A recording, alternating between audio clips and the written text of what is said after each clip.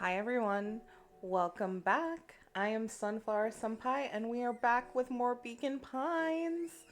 So, last episode, absolutely wild sauce crazy. Um, Hopefully we will not need tissues like we needed for the last one. But let's see what today has for us. So for this timeline, we're jumping back. This is when Luca went to Beck's house for dinner, and afterwards, he was supposed to go to Rolo at Mission Control, but it has started raining. So I guess they've taken us back to that timeline, and now we're supposed to pick a different option. I'm not sure if this is before the rain started or after the rain when he's like officially leaving again, but let's take a look. Beck called to Luca before he made his way past the gate. Wait, I'll walk you home. Surprised, Luca turned around. He knew Rolo could be prickly around new people, but Beck seemed cool. Rolo would warm up to her eventually. Probably. Luca began to respond, but the sky answered for him as the clouds above began to break.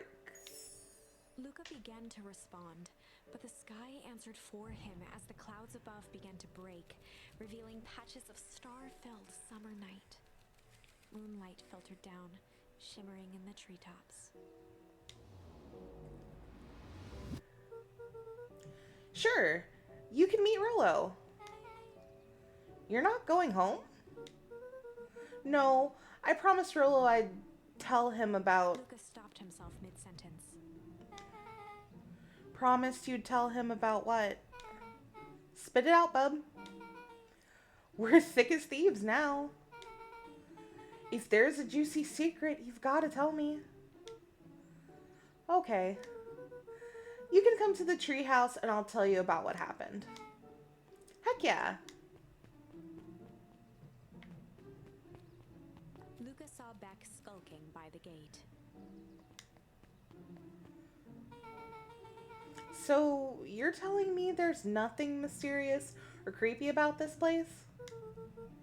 It's mostly boring and empty. I refuse to believe that. Big spiked gate, looming mansion, rich reclusive owners. It even smells shady. Beck grabbed the wrought iron bars and shook the gate. Mark my words, you decadent nightmare house. You will reveal your secrets to me. Oh shit.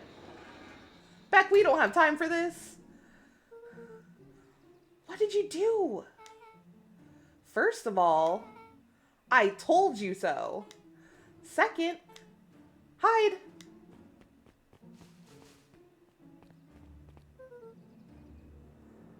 That's Eris Valentine. Who's that she's talking to? Shh. I expect you to return that suit in working order. Of course. As long as everything proceeds as planned. There's nothing to worry about. The only thing I'm worried about is what's rightfully mine. If that means making some unsavory alliances, so be it. I couldn't agree more. There comes a time to suspend hostilities. I'll deal with our common threat. Now, this is what I was talking about. Beck's voice was an excited whisper. Proper shady stuff. Someone in a suit like that tried to grab me yesterday. Seriously? Shh. You don't understand that when this all inevitably fails, I will deny everything. I wouldn't expect any less of you. You just worry about your part in this and let me handle the rest. I can't wait to see the look on that Rube Kerr's face. Yes, the truth will come to light. I'm still surprised you're so comfortable with the potential collateral damage. If there's one thing I've learned, it's that change is painful. Wow, I was expecting shady, but that's flat out super villain talk. If you don't mind me asking, why? Why are you doing all of this?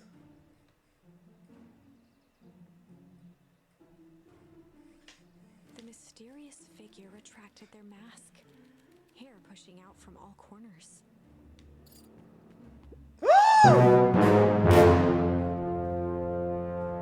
Stop! What? What? Gran?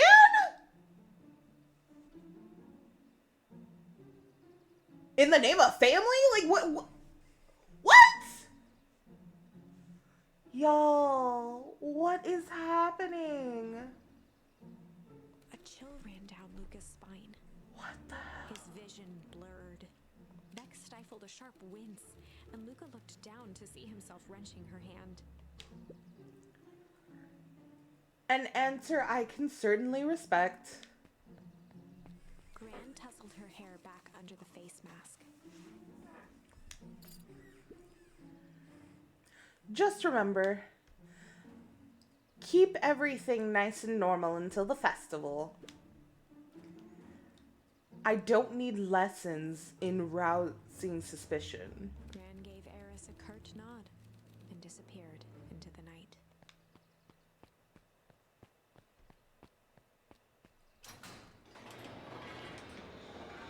I cannot believe this. Chapter 5. What big ears you have. Luca sat shivering in the bushes, staring at his feet. After checking to make sure the coast was clear, Beck gave him a gentle tug on his sweater.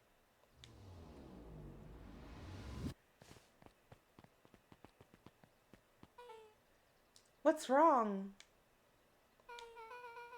You look like you've seen a ghost.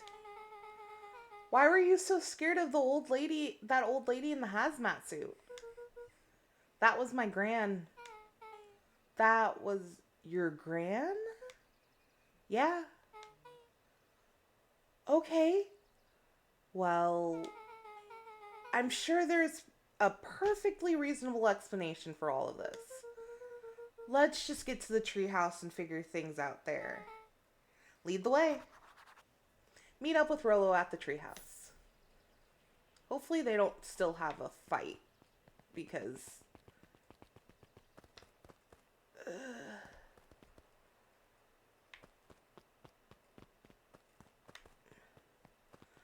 I'm always like, oh no. For the last time, there's nothing to worry about. Of course, we're not worried. The clipboard finished writing with a scratchy flourish and looked up.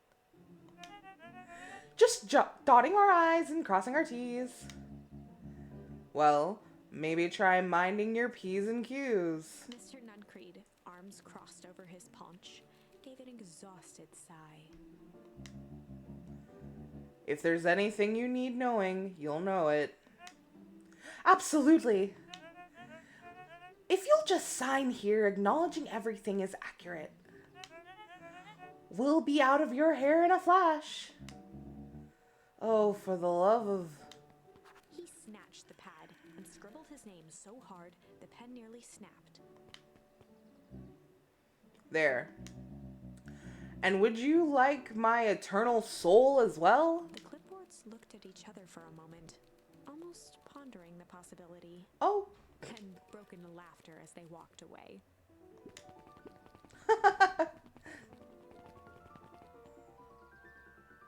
Can we avoid Mr. Nuncreed? I don't want to die again. Well, just ignore us, sir. Yeah. Ah, we're gonna run away. Oh, what's happening here?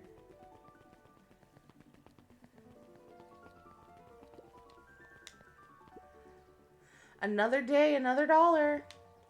See you tomorrow, Z. Have you noticed how all the perennial harvest folk order the same drink? Decaf cappuccino with extra foam. Why? I don't know. I just thought it's a little odd. Pretty weird for sure. Well, the customer's always right.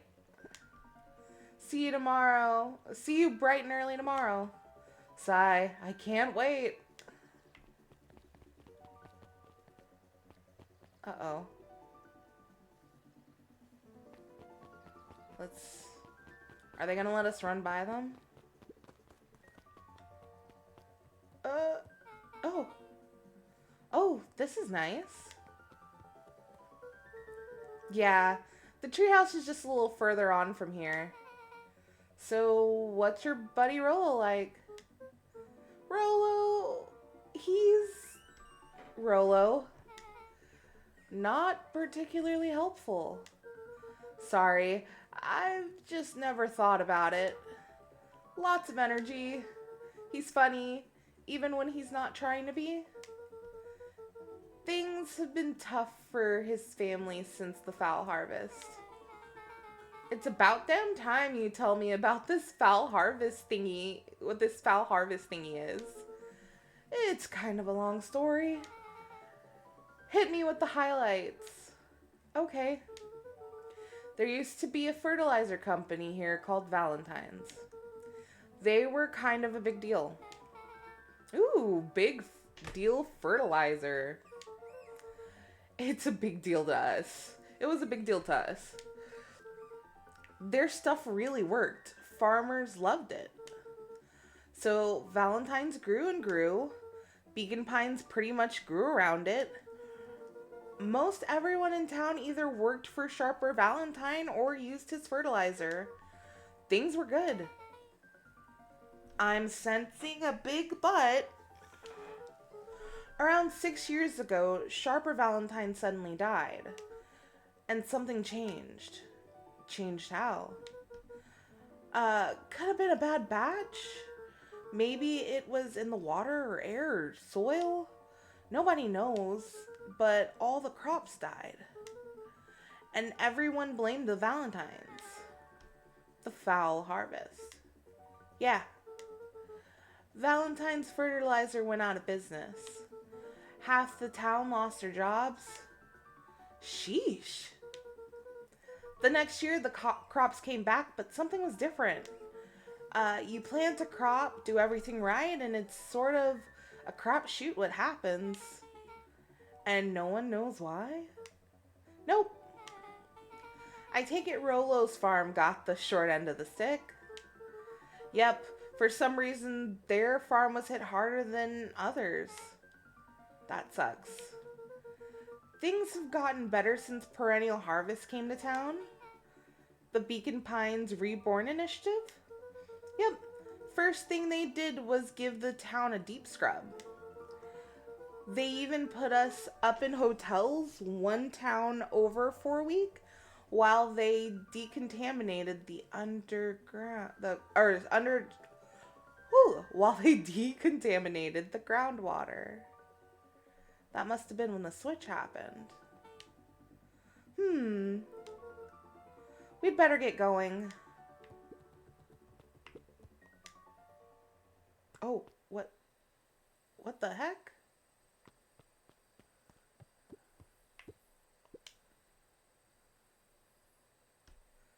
We've done this before.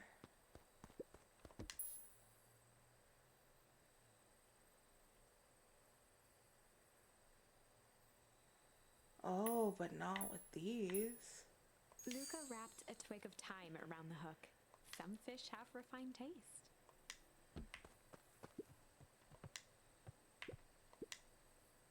Give it a good cast now. Like we're having a whole dream sequence.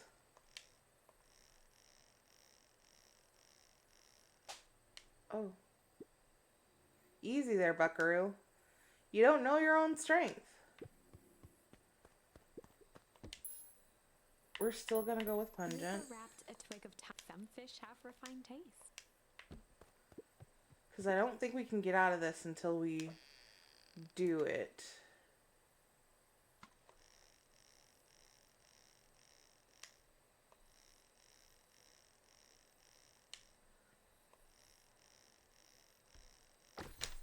Got it.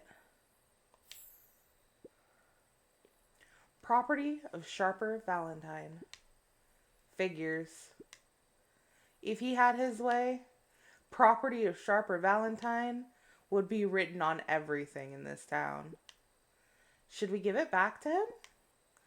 He may not even want it back. The man's got a contentious relationship with time. We'll keep it here in case he ever wants to pick it up.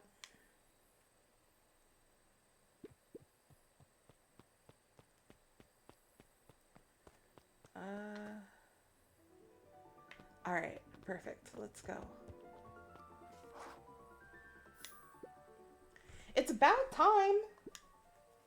I was about to give up and go home. Who's the new kid? Name's Beck. You must be Rollo. I see my reputation precedes me. Welcome to Mission Control. Rollo waggled his head with pride. You'll find we've spared no expense in construction.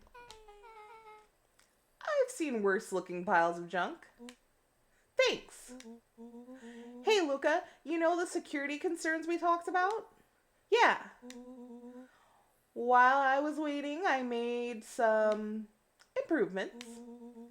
Let me lock this baby down for a little test infiltration. Can't be too safe these days.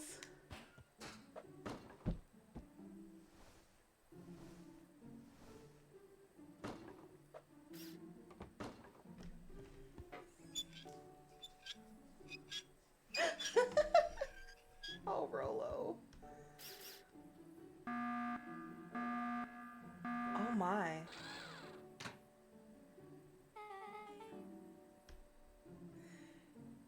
He goes all out, doesn't he? Always. Lavish.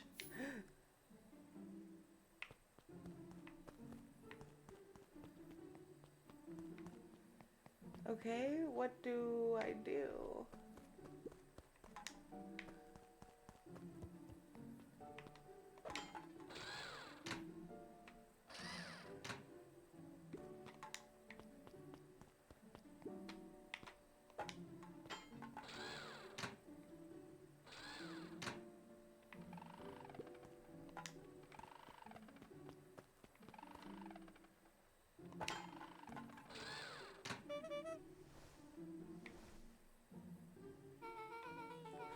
Where did you guys get all this junk in the first place?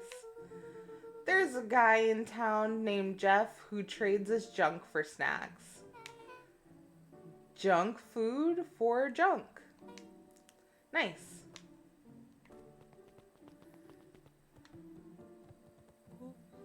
So, pretty sweet security, right? It was imaginative, I'll give you that. Luca, are we sure we can trust the new recruit? I'll vouch for her. Thanks, I guess. Okay, Luca, you promised to fill me in about the Valentine warehouse. Luca sucked in a long breath. So, like I said, there was someone there. What were they doing? I don't know, but the place was lit up and active. Maybe they were squatters? I don't think so. It seemed more organized. When the man pulled me in, I saw some sort of equipment running. A man pulled you in? Yeah, but I got away. You keep saying it was a man. They were wearing a mask, right? Yeah. Then it could have been a woman. How did you get away? I grabbed a rock or something and broke their mask. They let go and I ran. Dang. That's intense. No wonder you freaked out when you saw your grandma. Yeah, that's the other part. On our way here, Beck and I saw Eris Valentine meeting with Gran, wearing the same sort of hazmat suit. Rollo let out a low whistle. and they weren't there for idle chit chat. It was a proper clandestine meetup. Not sure what that is. Editing me, do your thing. So let me get this straight. There's an operation in full swing at the Valentine warehouse. You were almost abducted by a strange man or woman in a protective suit, and then you saw your gran in the same suit talking to Eris Valentine. Pretty much. I'm beginning to think this town is kind of awesome. Rollo and Luca shot back a look. No offense. And so we can logically conclude aliens or alien zombies have infiltrated the town. And their leader is your gran, and she's tried to murder you. First of all, and for the last time, there are no aliens. Second, it couldn't have been my gran at the warehouse. I broke the person's mask to get away. The mask Gran was wearing wasn't damaged. But she's definitely hiding something. Maybe. Your Gran is weird, but she might be the most boring person in the universe. All she does is sit around all day making jam. What could she possibly have to hide? I don't know. We haven't talked much since she moved in. Moved in? Your gran isn't from here? No, she came a few months back to take care of me after his mom went missing. Did you know your gran before? Not really, no. It'd been years since I'd seen her. Luca, don't take this the wrong way, but are you sure your gran is on the up and up? Luca gazed out the window. I'm just saying. It sounds like strange stuff has been happening since she showed up. We could say the same thing about your family. But you're right. Luca, your gran is hiding something. And Pa always says folks only bury stuff worth digging up. We need to investigate your house. If my gran really is hiding something, don't you think I would have noticed it by now? That's kind of the whole point of hiding something. I guess you're right. Gran's been leaving the house for hours at a time this week. I'll call you two tomorrow when the coast is clear. And we can start getting to the bottom of this. I'm always game for a good snoop. You can count me in. Chapter 6. Secret Lair. Summer forged ahead, but the nights only seemed to grow colder. Luca walked home slowly under the pale starlight, cautious to avoid any more surprises lurking in the shadows. Reaching home, he slipped quietly into bed, half dreading what they might discover the next day. And again, Gran's not home. What time is it?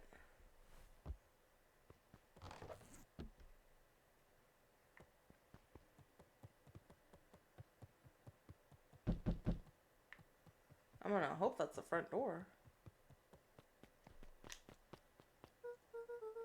Rollo, what on earth is that? That ridiculous thing on your head. Oh, this? It helps me think. You're gonna need a lot more of those. Joke all you want. We'll see who's laughing when I crack this case wide open. The coast is clear? Yep, whatever she's been up to this week, it's been keeping her busy most of the day. Very well. The game is afoot. Luca and Beck rolled their eyes as Rollo strutted across the room. If I were Gran, where would I hide my deepest, darkest secrets? Perhaps where you might least expect it. Rollo flung open the cabinet with confidence. He Aha! coughed as a veil of dust hit his face. I think it's safe to assume anything that dusty isn't what we're looking for. Or maybe that's what she wants you to think. Then again, any good detective knows not to trust their first hunch. First hunches are for suckers.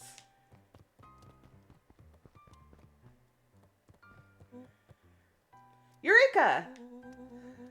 She's lit a fire in order to burn the evidence. She keeps that fire going every day, Rolo. Drat, it may already be too late. Just think of the mounds of documents lost to ash. Okay. I'm gonna stop you right there. Can we just think for a moment? Luca, is there anywhere Gran doesn't want you to go? Yeah. The closet upstairs? So maybe it stands to reason that we should check there first? No dice. It's locked. Well, well, well. Look who stands to reason now. And I have no idea where the key is. If it really is important, then she probably keeps it with her. Anywhere else? She has her berry bushes. Who has ever thought, I am going to take this important thing and huck it in the bush? True. Anything else? Maybe something out of the ordinary? Well, she is always worried I'll break her fancy dishware in the kitchen. But it doesn't matter anywhere. Anyway, I can't reach the latch. A look of realization crept onto Luca's face. All three kids snapped to glance at each other, then sprinted in turn toward the kitchen.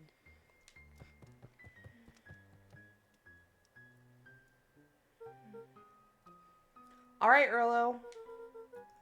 This is your time to shine. Ah, yes. You've called upon my expert detective skills. And now I shall proceed with... Before he could finish, Luca scrambled up Rolo's back. Hey, this isn't my idea of detective work. Every squad needs a good lockpick. And every good lockpick needs a sturdy head to sit on. This is beneath my standing. Stop complaining and hold still. Got it. The three crowded around the hutch to peer in. With the glass doors opened, a perfect porcelain display gleamed in front of them. Their eyes searched for anything amiss.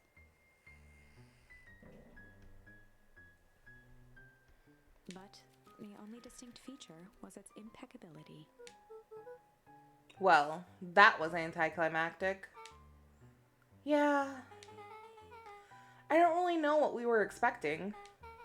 Like, oh hey, let me just yank on this random teacup and... Pulled on one of the teacups.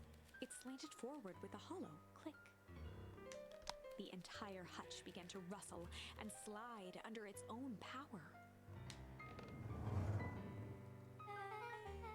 Seems like your gran has been doing some remodeling. Dude, only two types of people have secret lairs. Evil masterminds and superheroes. So, which one do we think she is? We're about to find out.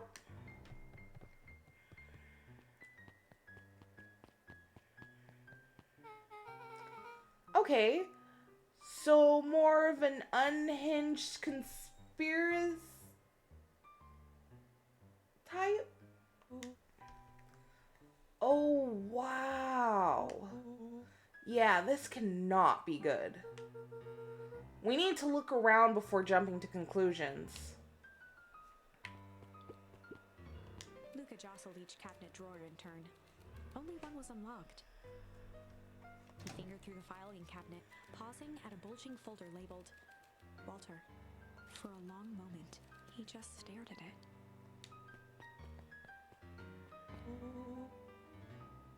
What do you got there? It's my dad. Looks like some of his old medical files. Your dad was a doctor?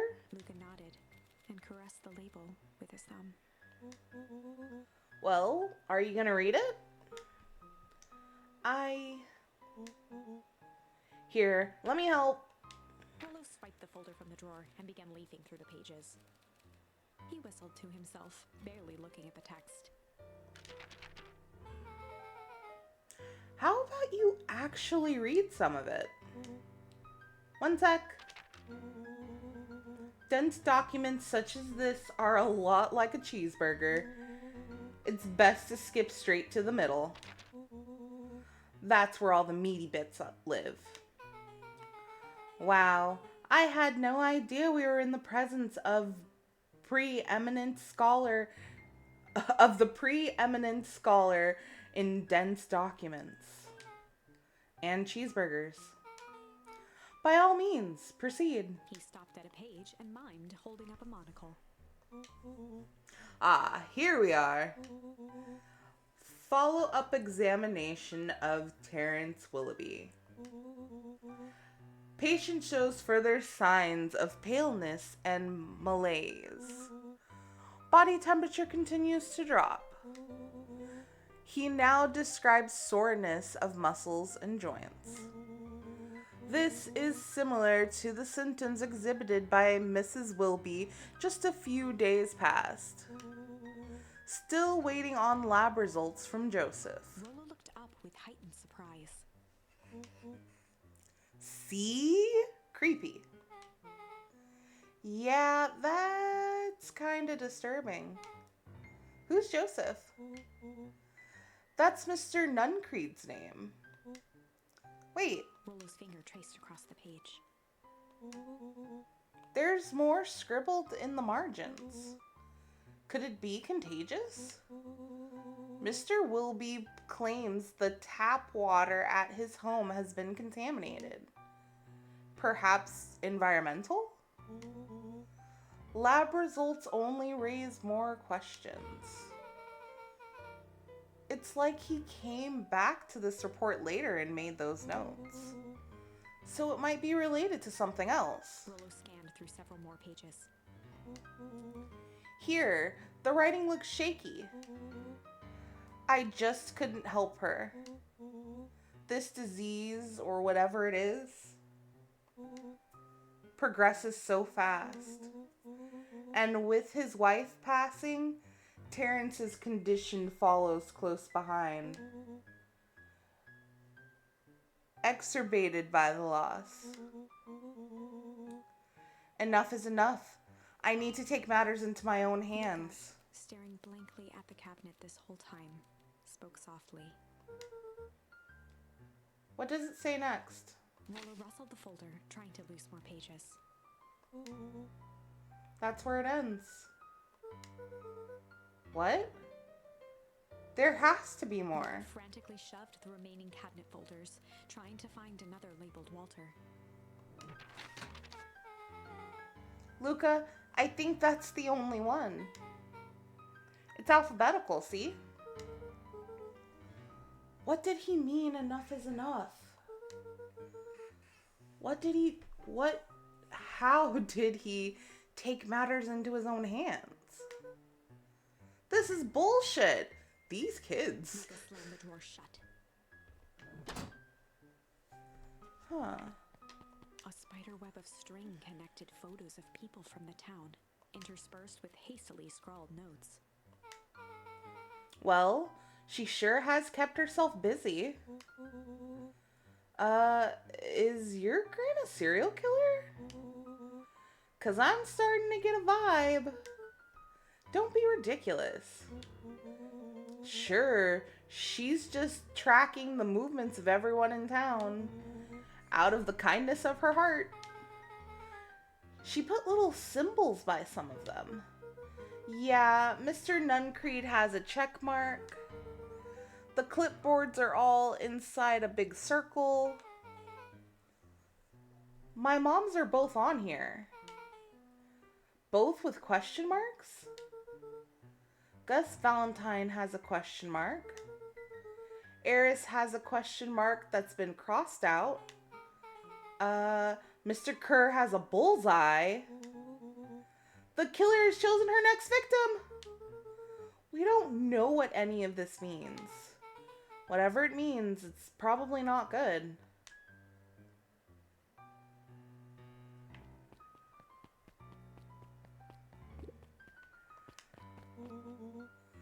What do we have here? Barrels marked caution, explosive.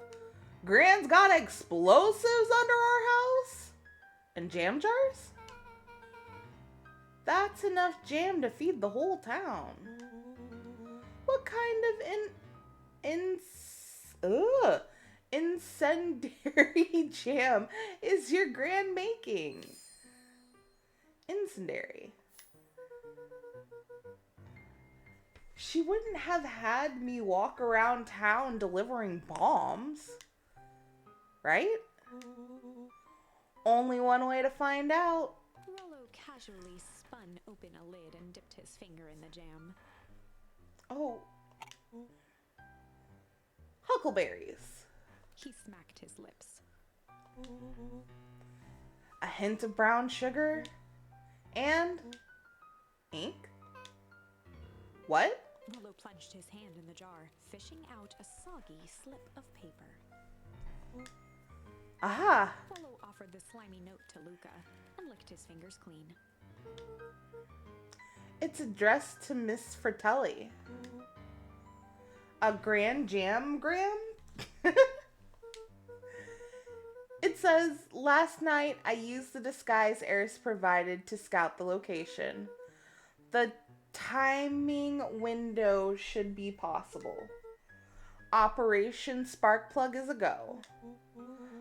Aw, man, are they doing a heist? Whatever it is, it can't be good. So more a bombshell than a bomb, am I right? You're new here, so I'll let it slide. But I'm the bad joke guy around here? They crowded around a worn-down old map of Beacon Pines. Cool! This looks like a treasure map. Not every old map is a treasure map, Rollo. Yeah, but every treasure map is an old map. Can't fault the logic. Look, there's even a pathway drawn on it. It starts at the entrance of town. And if we follow it, Rollo carefully traced the path with his finger. it leads right to He jabbed down at the end point. Town Square. That's the fountain in the middle of town. What a weird place to hide treasure. Rollo, that doesn't look like treasure to me. The end of the path on that map has the same symbol as those explosives over there. So it's not hiding treasure? A real bummer. Rollo, what's the thing you've been excited about for the past month? The festival. Gulp. Did you just say gulp? This feels like a gulp kind of situation. Everyone will be gathered near the center of town. She's gonna blow up the festival. Not if we stop her. Oh no. What was that? Luca looked up from the map. What was that? No, I heard it too. That was the front door. Which means someone just shut the door. Which means someone's upstairs. Shh! Quiet! Hit the lights. Beck flicked off the light, and they became statues in the dark. Overhead, creaking floorboards bent under slow, deliberate steps. looked up, the tilt of their necks following each footfall.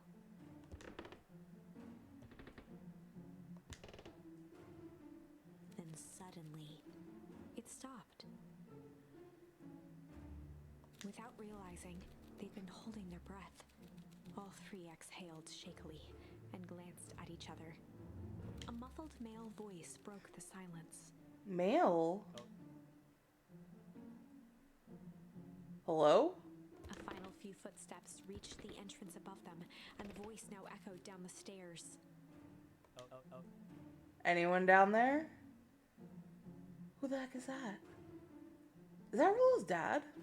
The three kids shuffled to the corners without a peep. As he began to descend the stairs, the man's voice punctuated every new step. Thump, Yoo-hoo! thump, I'm not here to hurt anyone. thump. I'm just here to help. Just... At the bottom step, the man paused, squinting to search the room for signs of life. Huh. Guess it's nothing. Rollo shifted suddenly. Luca gave him an intense, chastising look and whispered through clenched teeth. Rollo, don't! It was too late. Rollo was already inching toward the stairway. He screeched as he charged toward the shadowy figure. Flaming chicken coop! With all his weight, Rollo tackled the man to the ground. Rollo? Mysterious creepy man? Anyone there? From the dark corner, they saw something move. Welp, I didn't know if I had it in me. But there was only one way to find out. Holy crap, Rollo, that was awesome. Wait, did you just kill that person? Luca scrambled to the hunched figure on the ground. Pressing his fingers to the man's neck, he sighed with relief. You sure clobbered him good, Rollo. He's knocked out cold. As Beck flicked back on the light, Luca and Rollo both gasped in stereo. Mr. Tolliver. Chapter 7.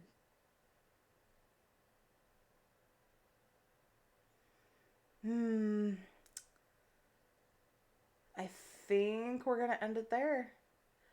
We're going to see what happened, why Mr. Tolliver decided to just walk himself into our house in the next episode. In the meantime, I hope you guys have a wonderful week. I hope that everything's going well with you. We are going to get to hopefully a good ending at some point in Beacon Pines. Like I said before, I'm not sure how long all of this is, but we're going to get through it. All right. In the meantime, have a good day, and I'll see you in the next episode. Bye-bye.